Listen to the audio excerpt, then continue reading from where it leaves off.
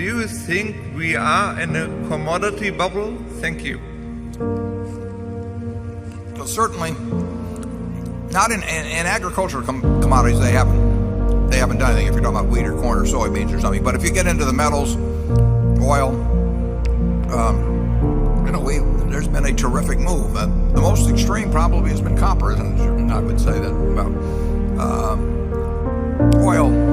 If you go back a few years to when it was at $10 a barrel, it's been more extreme than copper. But you are undoubtedly, it's like most trends. At the beginning, it's driven by fundamentals, and at some point, speculation takes over. The very fact that the fundamentals cause something that people looked at for years without getting excited about. Fundamentals change the picture in some way. Copper does get a little short, or people get a little worried about currency and maybe gold goes up or whatever it may be. But it's that old story of what the wise man does in the beginning, the fool does in the end. And with any asset class that has a big move that's based initially on fundamentals is going to attract speculative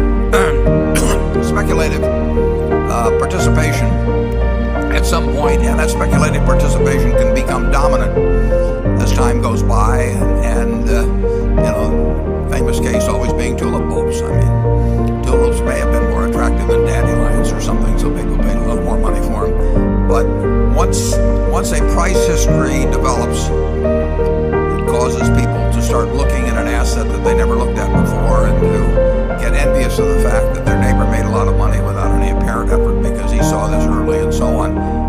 That takes over. And my guess is that we're seeing some of that in the commodity area, and of course I think we've seen some of it in the housing area too.